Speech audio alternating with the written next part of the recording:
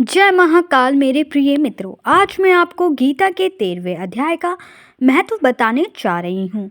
श्री महादेव जी कहते हैं, पार्वती अब 13वें अध्याय की महिमा का वर्णन सुनो। उसको सुनने से तुम बहुत प्रसन्न हो जाओगी। दक्षिण दिशा में तुंगभद्रा नाम की एक बहुत बड़ी नदी है।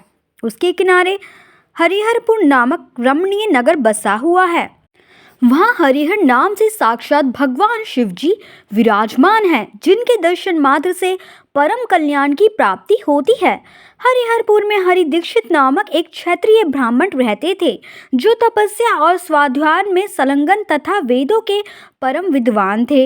उनकी एक स्त्री थी, जिसे लोग दुराचार कहकर पुकारते थे। इस नाम के अनुसार ही उसके कर्म भी थे। वह सदा पति को अपशब्द कहती थी। उसने कभी भी उनके साथ शयन नहीं किया।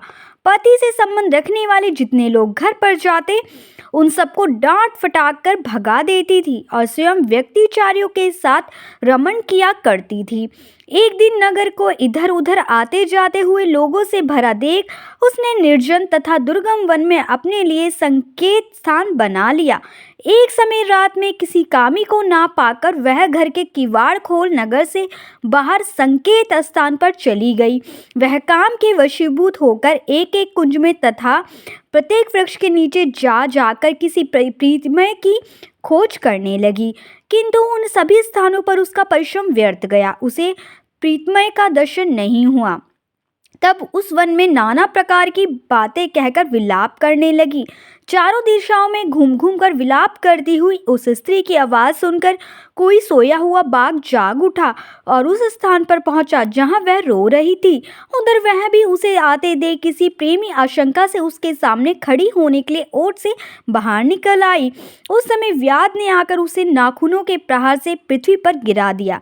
इस अवस्था में भी वह कठोर वाणी में चिल्लाती हुई पूछ बैठी, अरे बाघ, तू किस लिए मुझे मारना चाहता है? पहले इन सारी बातों को बता दे, फिर मुझे मारना।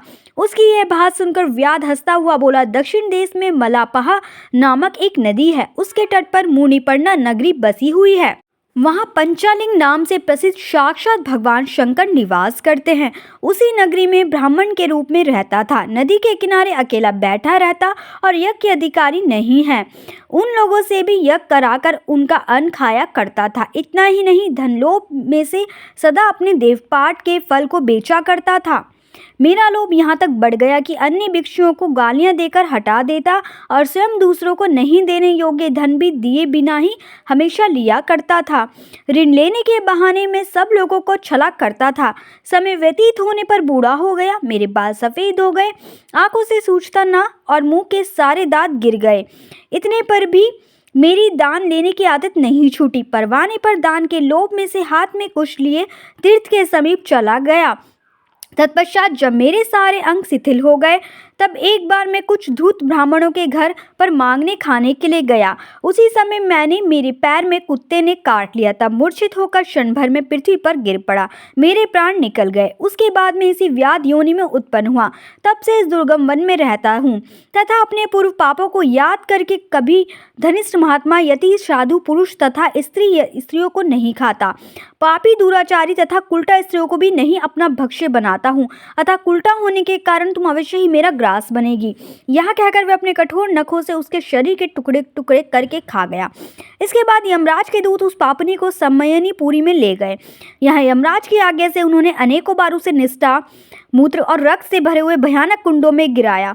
करोड़ों कल्पों तक उसमें रखने के बाद उसे वहां से ले जाकर 100 मनमंत्रों तथा रौरव नरक में रखा। फिर चारों ओर मुंह करके दीन भाव से रोती हुई उस पापनी को वहां से खींचकर दानहा नामक नरक में गिराया। उस समय उसके केश खुले हुए थे और शरीर भयानक दिखाई देता था। इस प्रकार घोर नरक यातना भोग चुकने पर वह महापापनी इस लोक में आकर चंडाल योनि में उत्पन्न हुई। चंडाल के घर में प्रतिदिन बढ़ती हुई वह पूर्व जन्म के अभ्यास से पूर्ववत पापों में व्रतवत रही। फिर उसे कोढ़ और राक्ष शम्मा का रोग हो गया। नेत्रों में पीड़ा होने लगी और फिर कुछ हाल काल के पश्चात वह पुनः अपने निवास स्थान हरिहरपुर को गई, जहां भगवान शिव के अंतपुर की स्वामिनी जमबंगदा देवी विराजमान है। वहां उसने वासुदेव नामक एक पवित्र ब्राह्मण का दर्शन किया, जो निरंतर गीता के 13वें अध्याय का पाठ करता रहता था। उसके मुख से गीता का पाठ सुनते ही वह चंडाल शरीर से मुक्त हो गई और दिव्य देह धारण करके स्वर्गलोक में चली गई। जय महाकाल। मेरे प्यारे मित्रों, मेरे चैनल को लाइक सब्सक्राइब करना बिल्कुल ना भूलें। कमेंट बॉक्स में जय महाकाल जरूर लिखें।